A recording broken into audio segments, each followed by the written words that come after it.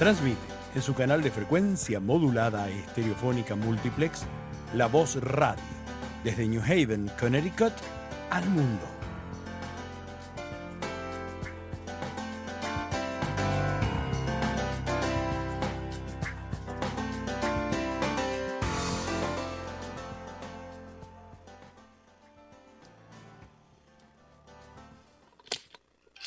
Buenas tardes, good afternoon, live from New Haven. Vivo desde mi oficina con bastante libros behind me. For those who are seeing today, I'm surrounded by books in my little office that still needs more organization.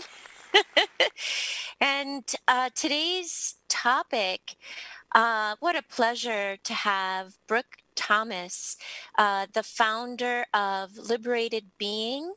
I met Brooke after a car accident. And I also had surgery where they thought I had cancer, and they cut open my abdomen, and I had to learn how to navigate the world a little different. And my body was still not healed from all of that trauma, which also caused like emotional trauma for myself. Those two things combined happen in less than a month. And the healing, physical healing, to be able to lift things and do things took several months, if not years, to feel back to normal. And Brooke Thomas found me where every Friday, after I would go to physical therapy at the hospital, on Monday, by Friday, I couldn't move my neck without my whole body shaking.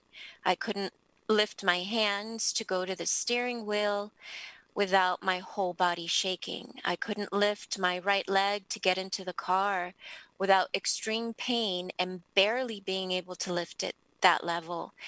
And I booked a meeting with Brooke here in New Haven, and it took one session, and all of that went away. I love hearing that. Que hoy tenemos con nosotros una persona muy especial. Su nombre es Brooke Thomas, la fundadora de de un negocio que se llama El Ser Liberado. Y quiero introducirla con un poco del contexto. El año que la encontré fue un milagro. Tuve un accidente de carro. Tuve una operación donde pensaban que yo tenía cáncer y me abrieron el abdomen, el estómago, y rompieron un poco por esos músculos, y la fortaleza que tenía para hacer cosas físicas se me abortó. No podía hacer ciertas cosas. Después del accidente de carro, estas dos cosas ocurrió durante un mes. Y iba a terapia de parte del hospital por causa del carro y no podía levantar la cabeza. Ya el viernes iba a terapia física el lunes, y ya para el viernes, levantando la cabeza, mi cuerpo entero empezaba a temblar. Por causa del accidente de carro, no podía levantar mi pierna derecha para meterme bien en el carro. Era una cosa bien difícil, levantando los brazos para aguantar bien el timón del carro. Empezaba a temblar. Y encontré a Brooke Thomas, y en una sesión me quitó todos esos síntomas. Y poco a poco, yo creo que it was about 6 sessions or so, I believe. Yeah, somewhere around there. 6 sesiones con Brooke, manipulando los músculos, los tejidos entre músculo y la piel. Me sanó, me ayudó a sanar, me dio herramientas para seguir los pasos en casa, en cómo cuidar a mi cuerpo. Y en ese proceso también habían emociones. me estaba pasando que me sentía débil sin poder hacer lo más simple y era algo que desastroso en mi vida, teniendo también que ir a trabajar sin poder abrir una puerta que era muy pesada para entrar en el edificio. Era también emocional lo que me estaba pasando. And it was also a psychological, emotional trauma that I was facing, especially because I couldn't even open up the doors to go to work. Some things that I took for granted became even more difficult. So that when I was on your table, when you were practicing Rolfing, it also brought up a lot of emotions for me. And it was such a safe space to address what I needed to, not just physically, but in my heart and in my spirit. And for that, I thank you. Que le doy mil gracias a Brooke por el espacio de sanación tan seguro, tan eficaz también para poder dirigirme a la sanación de mi cuerpo, pero también de mi mente, de mi corazón. Y era un tiempo difícil. También en ese tiempo estaba trabajando para la ciudad de New Haven y era difícil. Diferentes personalidades que no todos estaban con el corazón abierto. Um, y, y con eso vamos a hablar con Brooke un poco hoy. Y como siempre, por favor, no cambien la sintoniza de hoy. Están con La Voz Hispana 103.5 FM y nuestro programa se llama Juntos Podemos. Y mi nombre es Capprice y ahora con Brooke Thomas.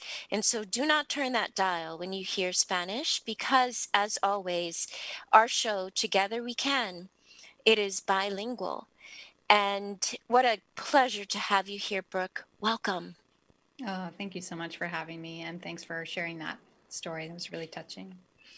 And so now you're diving even further in the trifecta, mind, body, spirit, heart, in liberated being.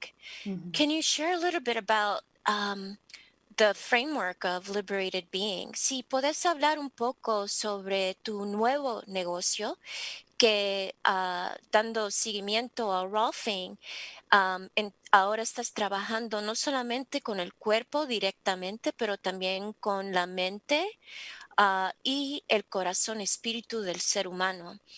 ¿Nos puedes hablar un poco más sobre esto? Yeah, so as you were talking about, right, having the physical work, Rolfing is a form of hands-on body work, and so physical work on your body affected your emotions and your psychological well-being, maybe even your spiritual well-being. And I'm not a psychotherapist, so we were working with touch when you and I met primarily. And my work since that time has evolved more and more. And how can we play more in that place where body and psyche are one and affect them? So Liberated Being is an embodied practice studio. So there's many ways to work with how we bring our attention into our body and how that changes the way we experience ourselves, the way we relate in the world, the way we experience the world. And so I've brought together a variety of teachers of a variety of different embodiment practices so that people can cultivate this shift in themselves. You know, I love working hands-on with people, and this is a way to get some of those changes also where people are learning their own ways of becoming more embodied, their own practices. Beautiful. Que Brooke, con el desarrollo de su práctica de Rolfing, que era manipulando los músculos y la piel, músculo y lo que se encuentra en medio de eso, ayudó a muchas personas, pero se dio cuenta que también había un aspecto apoyando al psíquico, a la mente, al ser entero, no solamente a nivel físico. Y entonces con el ser liberado su negocio, creó un equipo de trabajo. Hay otros practicantes de otros modulares o modos de apoyar al ser humano y trabajan juntos para apoyar a una persona a poder conectarse más con su propio cuerpo y también cómo es que uno se relaciona al resto del mundo. Y aquí vamos a hablar un poco más con Brooke sobre este tema. Y también quería poner otro contexto. Hablé un poco sobre mis libros. Detrás de mí, en esta pantalla, en vivo, en la voz. Nuestra sociedad pone un énfasis en la mente y nos separa muchas veces de nuestro propio cuerpo. El cuerpo ha sido es como si fuera un objeto extraño, muy delgado, muy gordo, no nos cuidamos suficiente, no dormimos suficiente. Mucha gente juzga el cuerpo así muy gordo, muy flaco, pero no lo cuida, no lo ve como un objeto sagrado en cómo se encuentra. Cualquier estatus es una bendición estar vivo, poder hacer lo que uno hace todos los días. No es tan fácil si uno tiene una deshabilidad, si uno está enfermo, y es una gran bendición. So, la práctica de Brooke es cambiando esa relación con el cuerpo de uno mismo como algo más sagrado, un templo que uno tiene que cuidar. And so, putting into context, the books I have behind me, it's actually a reflection of society. We put a lot of value in mental. What do you know? What do you memorize? What are the facts? How can you make money? Putting a lot of value on mental. And there is a societal disassociation from the body. And from what I've experienced of your work is really the embodiment of the sacred, owning the body as the temple. I remember I was so intrigued by the fact as a practitioner to help people um, heal their bodies from physical ailments. You would give me tools to take home and do those exercises on my own so that I wouldn't need to see you. And I was like, wow, Brooke's style is supporting someone's full well being so that I wouldn't pay her down the road because I'm in pain. That is the total opposite of modern day medicine. Yeah. Que Brooke me dio herramientas para seguir en la casa para que yo no tenga el dolor y no lo tenga que pagar en el futuro para el mantenimiento de mi cuerpo.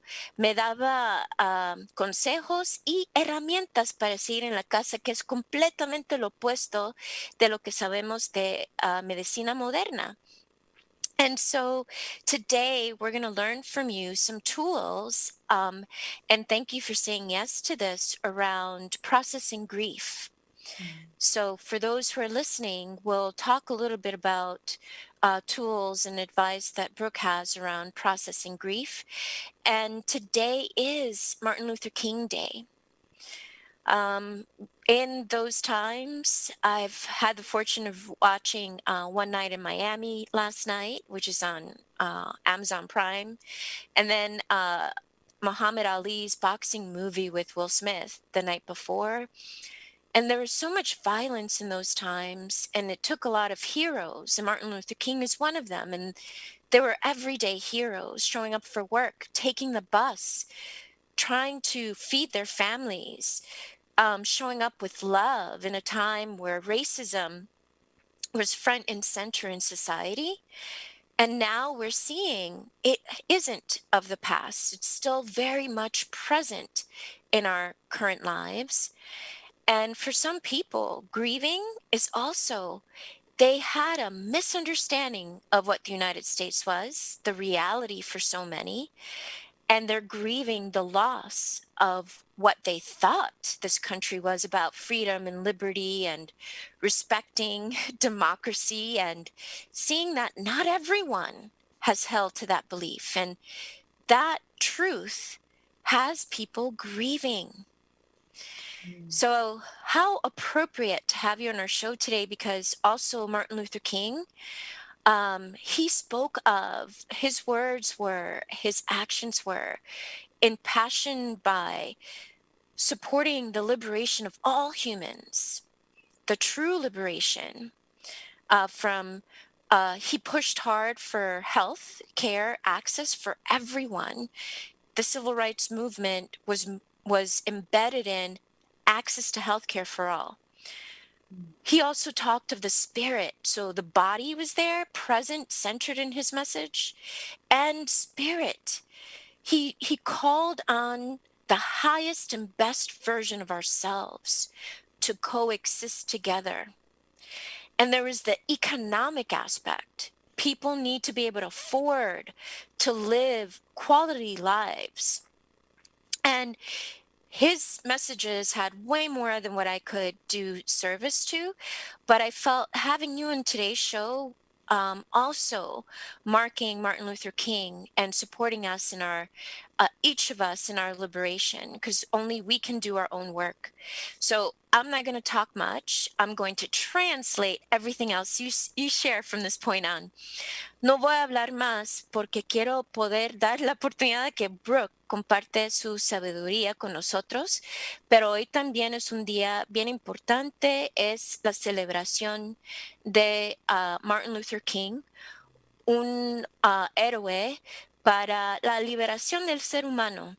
En esos tiempos aquí en los Estados Unidos, el racismo, uno que no era blanco tenía que tener mucha fortaleza para poder mantener su familia tomando el bus. Hay veces que los atacaban, tenían que sentarse en la parte de atrás, no podían tener ciertos oficios por el color de la piel.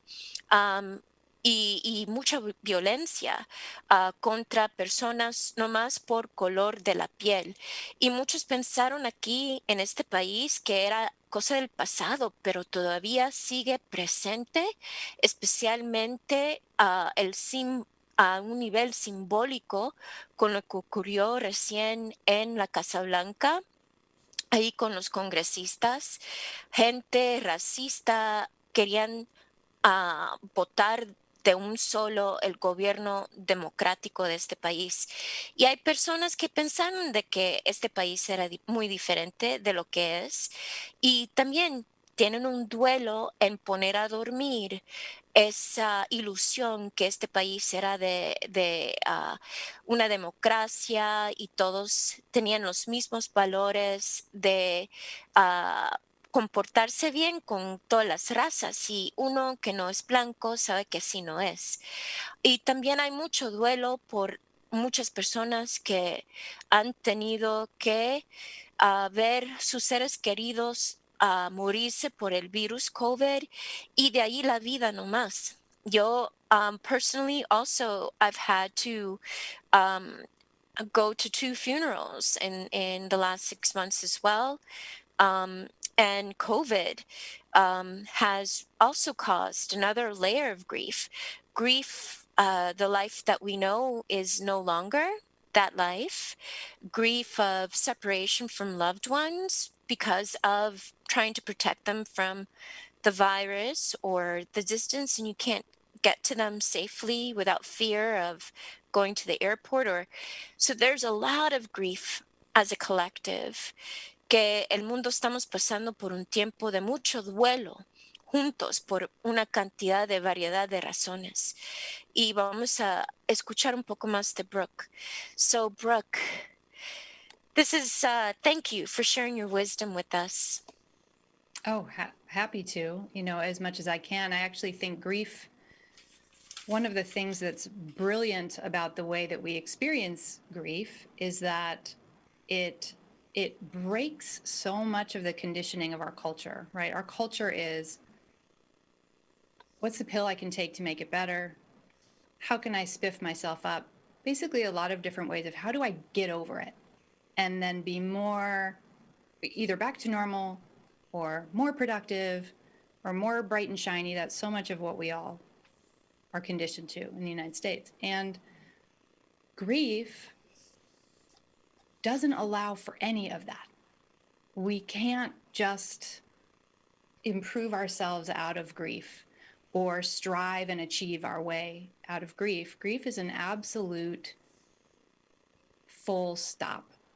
There's nothing that we can do with grief except really honor that it's happening and be with it. And it also humbles us that it is going to take us on its timeline. We don't get to decide how speedily it moves along or when it goes away. It's very wave-like. We have days where that wave, that pain swells. It's very painful. Maybe we have moments where we feel like then we can kind of be engaged and feel like what used to feel like normal, and then there's another wave. So I feel like grief is one of those just absolutely sacred emotions because we can't impose our ideas on it of how it's supposed to go or force it to conform to what we want it to be. We just have to be with it. And I can talk about some ways to be with it in an embodied way. I don't just mean, so there you go, because we can learn skillful means to be with it, but we are on its ride. And so you're saying it's the perfect teacher. Yeah, it is. It's a very honest and very humbling teacher. And I would say also very loving. If we're lucky enough to grieve anything, in particular people who we loved or animals that we loved, it means that we loved. So something really beautiful happened.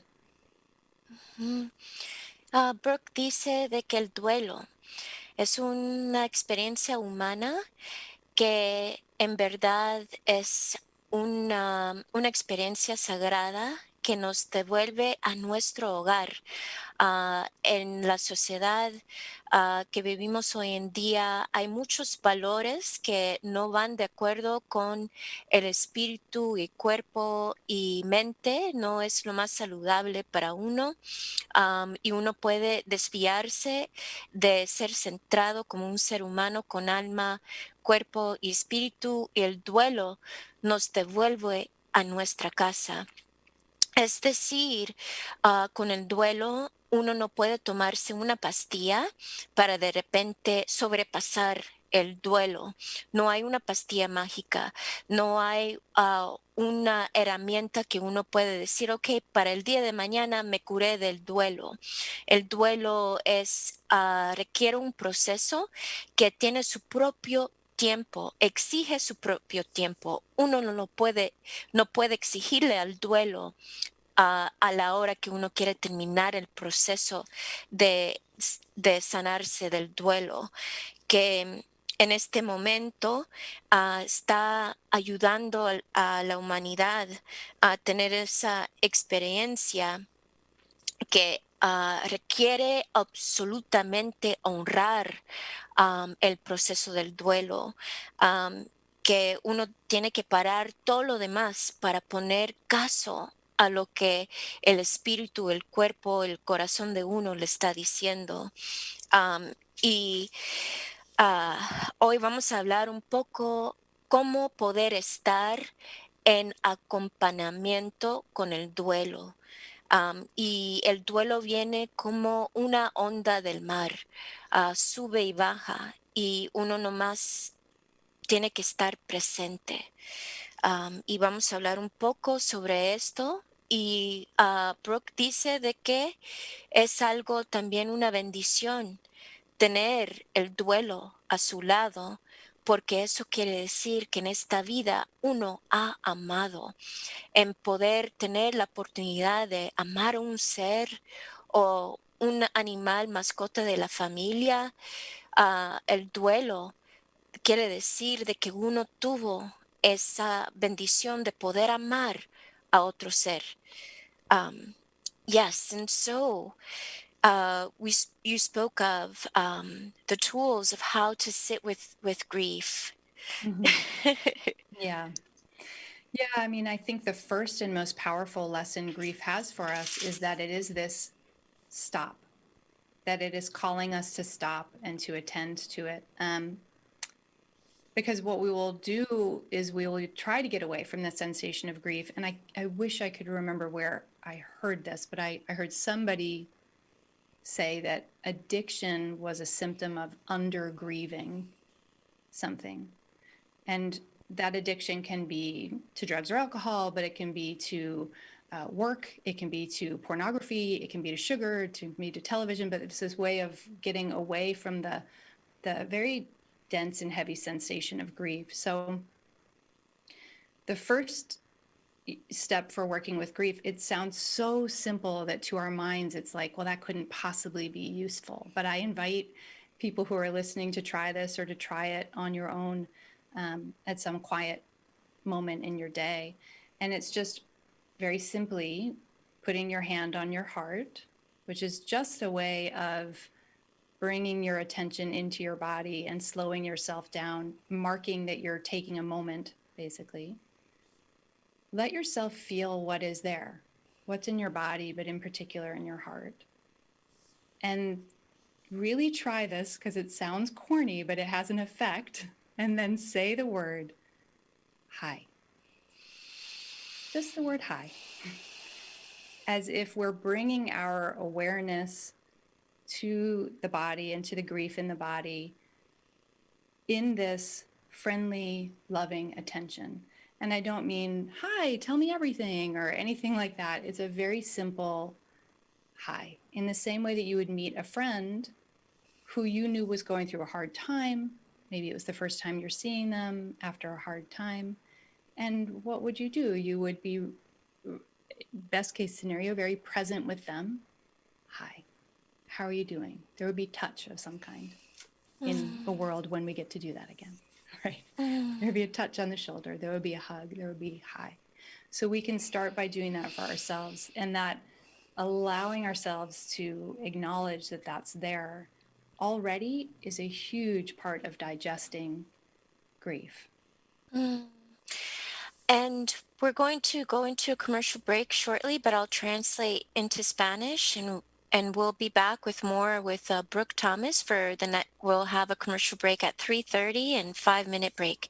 So do not turn that dial when you hear Spanish. Y Brooke nos dice que hay unos pasos bien simples en cómo empezar a procesar el duelo. Y uno de ellos es, uno tiene que ponerle atención. El duelo va a gritar, va a ser sonidos bien fuertes a uno, que uno tiene que parar lo que está haciendo y ponerse más atención como una persona, como un ser.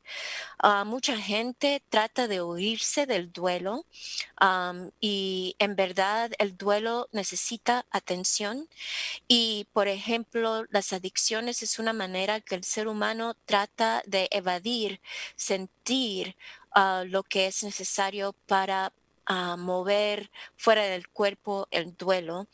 Y las adicciones tratan de tapar los sentimientos, y lo opuesto es estar presente con uno mismo, con todos los sentimientos intactos, inclusivo a nivel físico.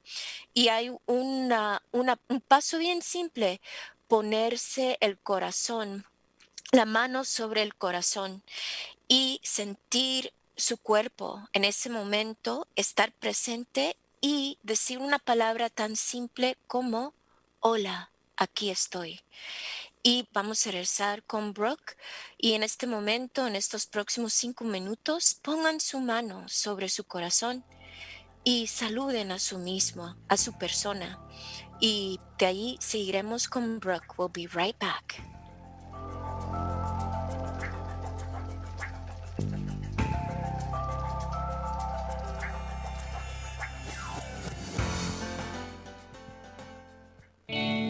La La Voz Hispana de Connecticut, el único periódico que cubre las noticias locales de todas las ciudades del estado. Noticias que tienen que ver con el quehacer político, educativo, económico y social de la comunidad hispana de Connecticut. Los mejores articulistas y reporteros, el mejor contenido editorial. La Voz Hispana, la voz de todos, la voz del pueblo.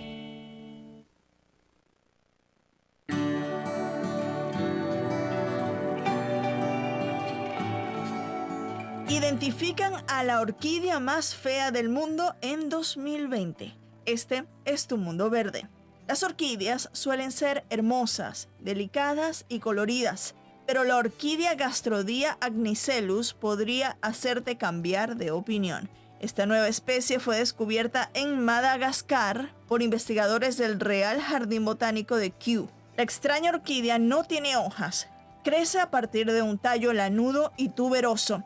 Además, tiene un aspecto carnoso, rojo por dentro y marrón por fuera. Esta especie pasa la mayor parte de su vida bajo tierra y solo cuando está lista para florecer o producir frutos, emerge a la superficie. Al contrario de lo que podría parecer, la planta desprende un aroma agradable de cítricos y rosas. Unas 156 plantas y hongos en todo el mundo fueron encontrados y nombrados oficialmente por el Real Jardín Botánico de Kew y sus socios en 2020. Marisabel Houston, CNN, Atlanta.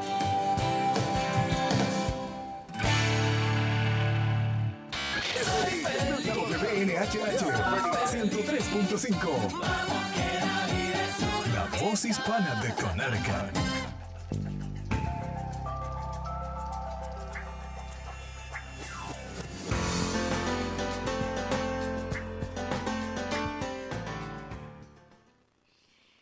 Thank you for listening. And here we are with Brooke Thomas, founder and co-creator of Liberated Being. There's a wonderful team that is supporting individuals through mind-body wellness. And what a pleasure. We're here with Brooke talking about supporting ourselves through grief, putting our hands to our hearts. Aquí tenemos con nosotros la fundadora del Ser Liberado, Brooke Thomas, y estaba hablando en cómo podemos apoyarnos a uno mismo a procesar el duelo.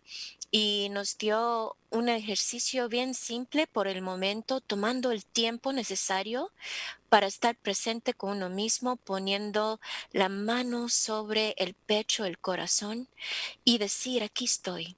Igual de una manera en como uno habla con su mejor amigo que está pasando por un tiempo difícil. Es con esa gentilez, con esa bondad de corazón que uno pone su mano sobre su propio corazón y decir, aquí estoy. And so I loved what you said, similar to how you would talk to your own best friend, putting your hand to your heart and saying hi, as you would to that dear friend. And so tell us more, Brooke. I'm all ears. Yeah. So this loving attention towards the self is step one. And I think, anyone who's listening and who knows grief knows that grief can be really, really, really large. It's a big sensation sometimes, that wave-like quality again. Sometimes there's a cresting of that wave, and it's very painful.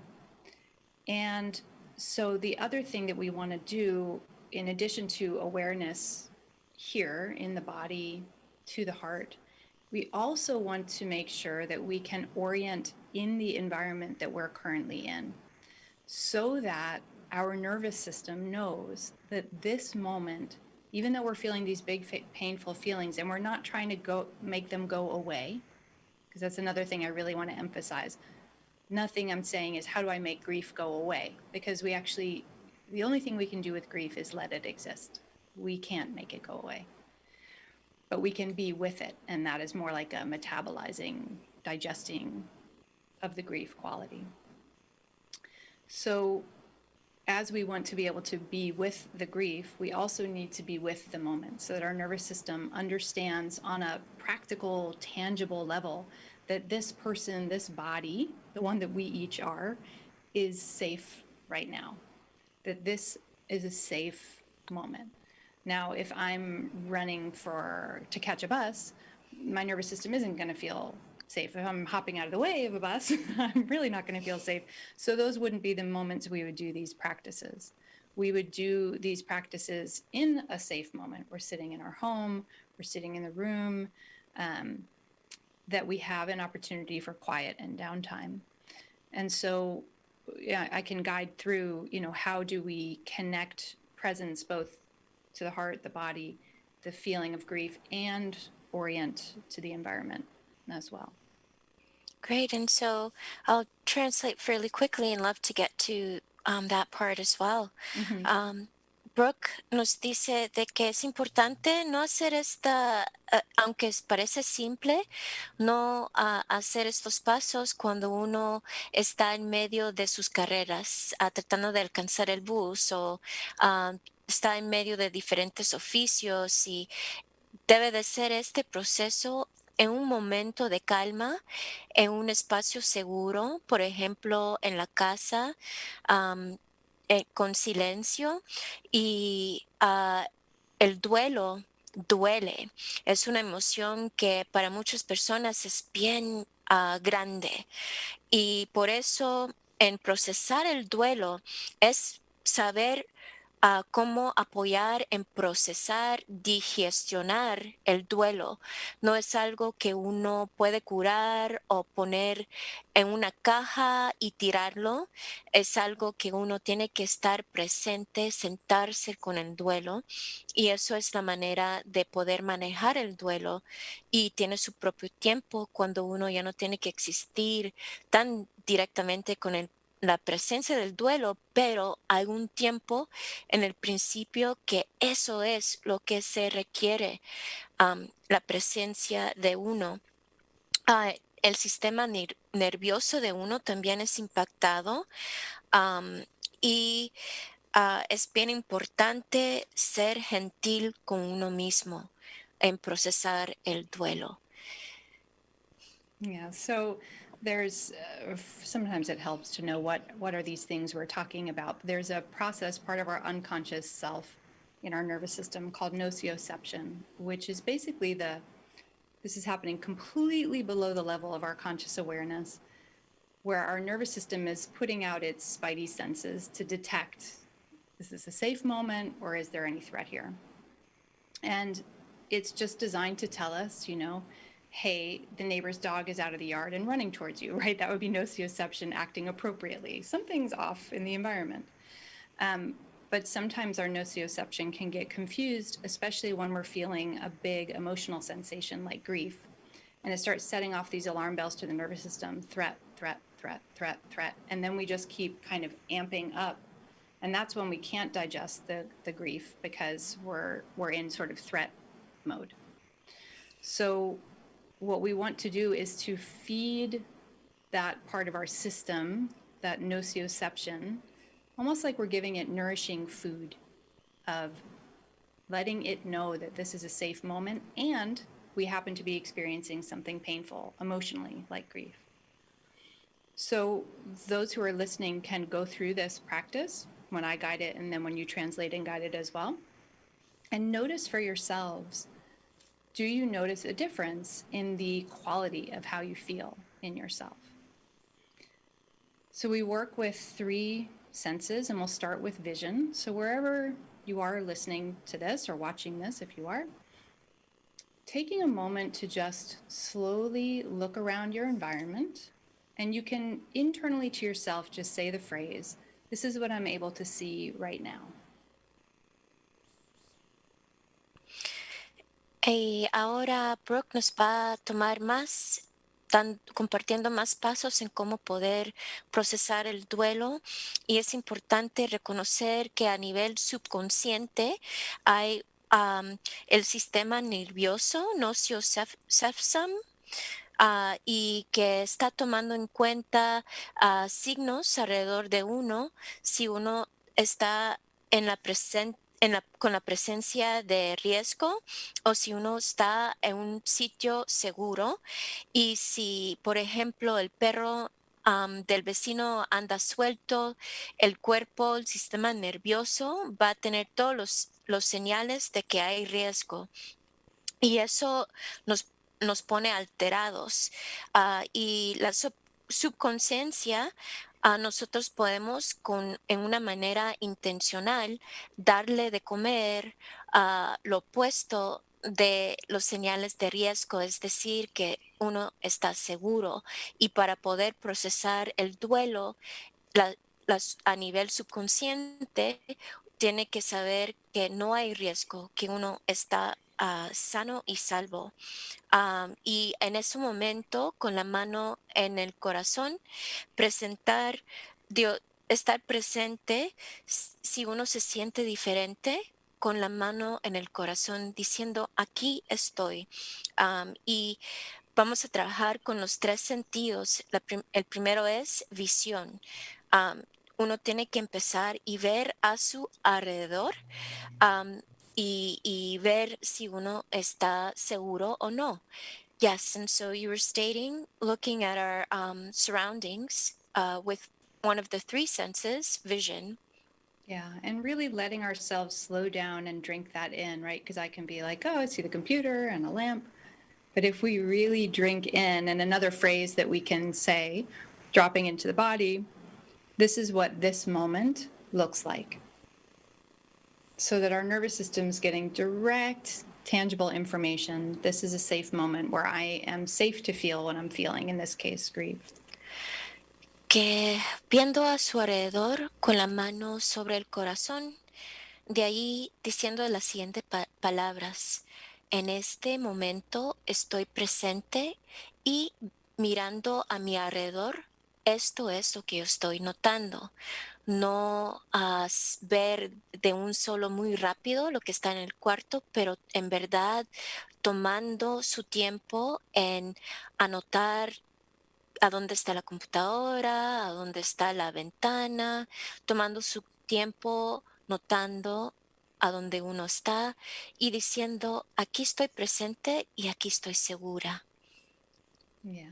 And then the next sense that people can work with, and often people will have one or two that works best for them, meaning they notice a real change in how they feel. The next sense would be hearing, the ability to hear. So shifting and saying to yourself internally, this is what I'm able to hear right now, or this is what this moment sounds like.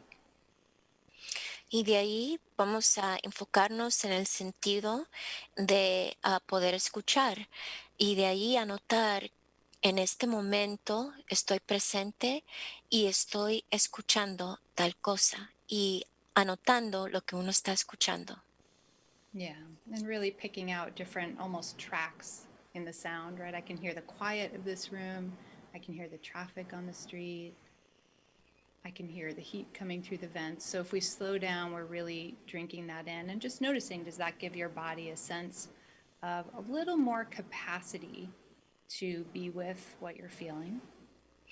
Y de ahí anotando si uno puede escuchar la calefacción o el tráfico en la calle, tomando su tiempo, anotando qué es lo que uno está escuchando y de ahí reflexionando si puede uno anotar más de lo que está sucediendo en uno mismo, en su interior, en sus emociones, detrás de su cuerpo. Si ha dado el permiso a poder anotar más de sus emociones, lo que está cargando en su ser.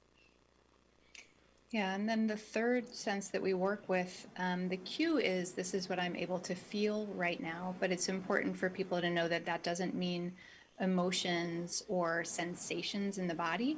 We mean tangible, what we can feel. So, for example, I can really slow down with feeling the chair that I'm sitting in. I can feel its density, its texture. I'm touching my pants right now, and I'm wearing kind of a slick yoga pant fabric, and I can feel the quality of the fabric. Or if people have, something they can actually put in their hands, like I have the coolness of the glass of water, or if there's a warm mug of tea. And the cue is this is what I'm able to feel right now. Y para el tercer sentido, uno dice las palabras, en este momento, esto es lo que yo puedo sentir a nivel del toque. Am, la textura, por ejemplo, de los pantalones que tengo puesto, qué tipo de textura, es suave o son como pantalones jeans más duros. En este momento yo puedo sentir el asiento donde estoy sentada, hay un cojín en este momento, yo puedo sentir el vaso que cargo a mi mano. Ese es el tercer sentido que uno se enfoca. Yeah, so we pendulate between the two, that we want to be able to bring attention in to what we're feeling in our body and to what our emotions are, what the feelings of grief are, and acknowledge them in that loving, welcoming way that's not complicated. We're not getting into a big process. Hi, what are you feeling? How are you doing? We're just saying, hi, I see you. I feel you. I'm here with you. Y en este proceso no es importante excavar los sentimientos del duelo, pero no más estar presente con uno mismo. Aquí estoy presente en este momento, en este sitio, aquí estoy contigo. Uno se dice a sí mismo. Yeah, so we come in, and then we can also, especially if we feel a charge building in the body that's bigger than we have the capacity to tolerate, then we can use orienting to our environment. And you can use the one that worked best for you, seeing, hearing, or touching, whichever works best. And you can pendulate back and forth, right? Being with and coming out. And that really, sorry, I'll let you translate.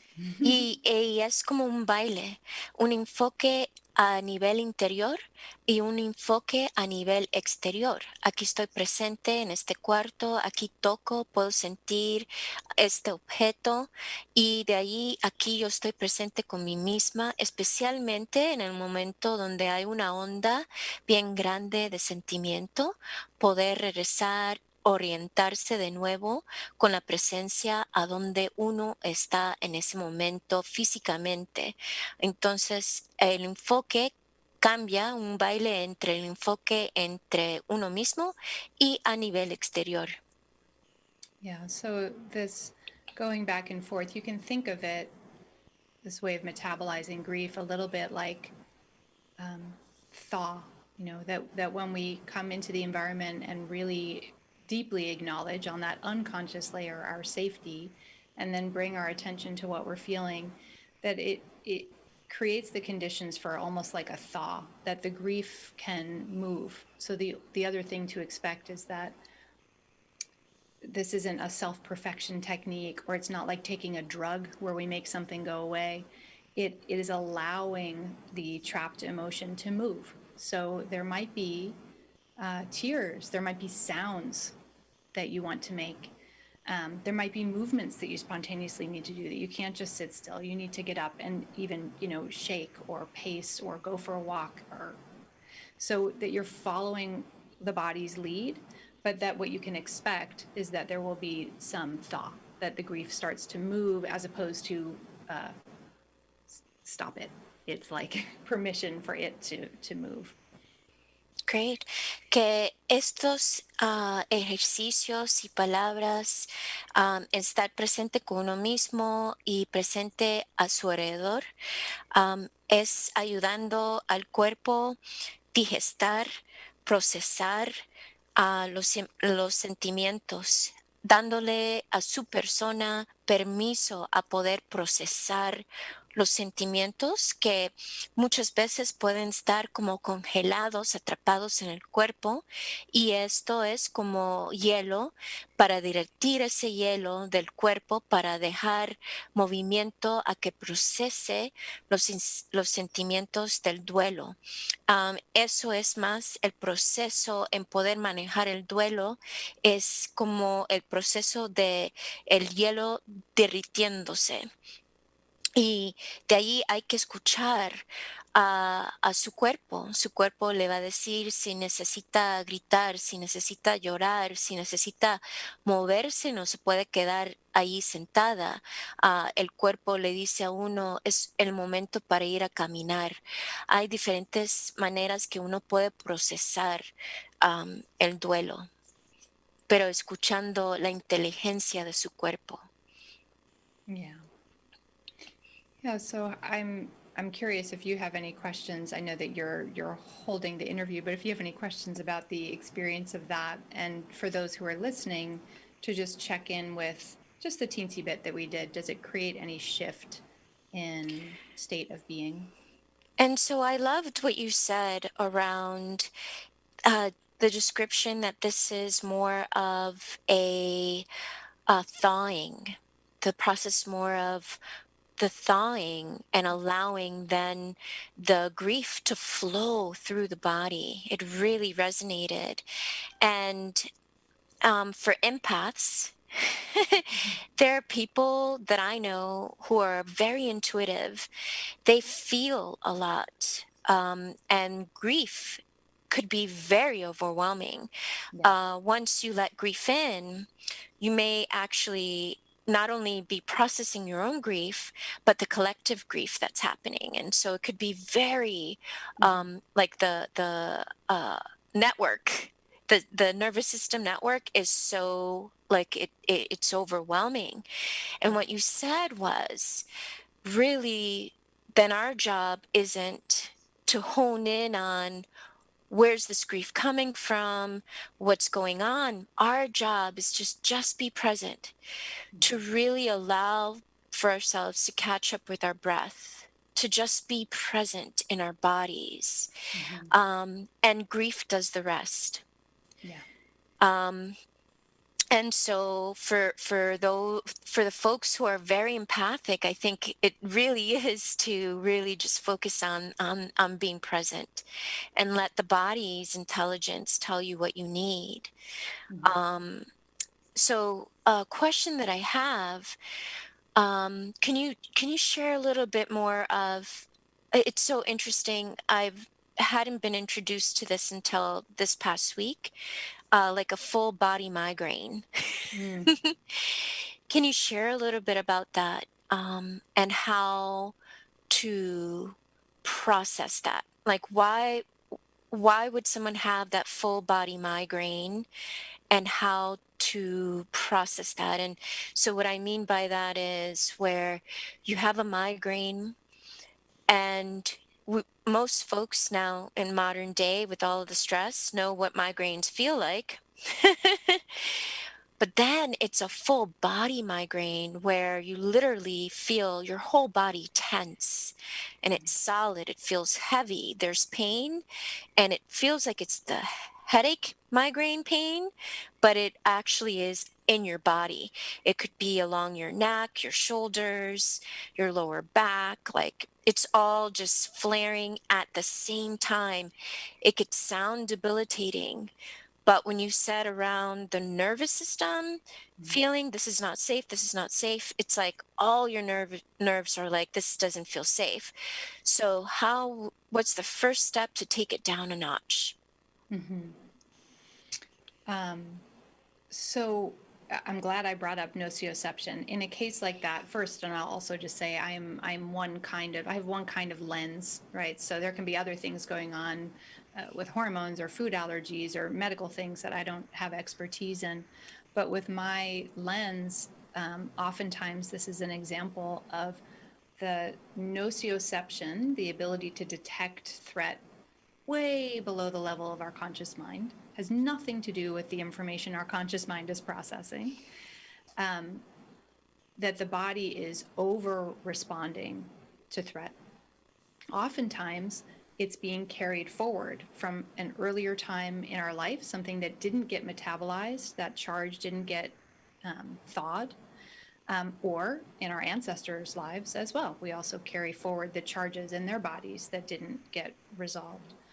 So in that case, and I say this to all the empaths, fellow empaths, do less and spend less time in your body, because bodies of empaths are very, very loud. We feel everything.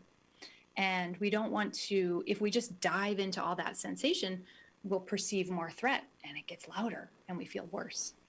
So it's actually more important to spend more time connecting really intimately with the safety of the moment. And even if you find one thing to really hone in on, like I have, just because it's tangible, grab the cool glass of water and put your attention in the cool water. Put your attention in anything that feels pleasurable in a basic goodness way. I don't mean bliss pleasurable, like you're eating the best chocolate cake of your life.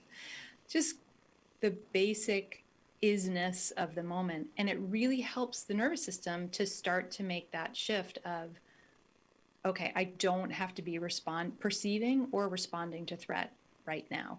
And it will start to, it usually takes time, slowly climb down the kind of ladder of perceived threat and response. Beautiful. Hay muchas personas, por ejemplo, le pregunté a Brooke, yo conozco muchas personas que tienen la intuición bien sofisticada, que pueden sentir los sentimientos no solamente de uno mismo, pero a su alrededor, a los seres queridos, y con el duelo, cuando uno le da permiso a procesarlo, uno se da permiso a procesar el duelo. Hay veces que también siente bien fuerte el duelo de sus seres queridos alrededor de uno. Entonces, no solamente uno está procesando los sentimientos de uno, pero también siente bien fuerte los sentimientos de los demás, y puede ser que el sistema nervioso está súper alterado y causa un gran dolor por todo el cuerpo. Y yo le pregunté a Brooke, en ese caso, acaba de tener una conversación con una amiga esta mañana que su esposo falleció de repente por el virus COVID, y ella estaba pasando por ese tipo de dolor que ella lo llamó una migraña total del cuerpo. Y Brooke aconsejó, ella dice, yo no soy una doctora, yo tengo mi propia perspectiva, mi propia experiencia. Es decir, uno puede tener esos síntomas por causa de las hormonas fuera de equilibrio o otras razones médicas. Es importante dar seguimiento con doctores, pero en su perspectiva es importante que esa persona que es bien empática, que siente, percibe los sentimientos de los demás como si fuera de uno mismo, que lo primero que debe de hacer es estar presente y ponerle atención a su alrededor. Y buscar algo tan simple que le trae uno el sentir de paz o tranquilidad o seguridad, y no es buscar algo que le atrae a uno para ser sumamente feliz. Es más, en ese momento que le puede dar un sentido de tranquilidad. Por ejemplo, tengo un vaso de agua y puedo sentir el agua bien así bien tranquilo, no es muy caliente, no es muy frío, pero tibio, así una temperatura linda. O hay personas que con el nomás estar presente con la respiración como una bendición de estar vivo también, estar presente a nivel físico con lo que uno puede tocar, que le trae uno tranquilidad. And so those are beautiful words of wisdom that we hope today's show helps people. And so you also have a podcast, so folks can continue garnering some additional tools through your shared wisdom of decades of supporting people, riding waves, all kinds of waves, not just grief. And so how can we follow you? So the podcast is also called Liberated Being, and it's a lot of conversations with people who are in this realm of body, psyche, spirit, nervous system, and how all those things play together. And the website is liberatedbeing.community. Excellent. Y Brooke tiene, is it a weekly podcast? It is, yeah. Every Ah, Tuesday. cada martes tiene su propio show por el internet y se llama Ser Liberado en inglés. Pero no se preocupen, tengo planes en incluir a una latina que pueda explicar un poco más y usted puede recibir conexiones con alguien que habla español también. Y es un gran placer en haber tenido aquí Brooke a introducir este concepto para nosotros y vamos a darle seguimiento, más información con la presencia de Brooke si puede en el futuro y otros también. Mil gracias por escuchar. Thank you all for listening and what a pleasure to have you, Brooke, launching this level of conversation. I also hope to have a Latina who speaks Spanish join as well. And please, in the future, if there's anything you'd love to share, opportunities that are out there, and this is always a platform open for you, 103.5 FM every Monday from 3 to 4 p.m. And thank you all who are listening. And may we all collectively breathe in deeply in the presence of our heart and support each other's liberation.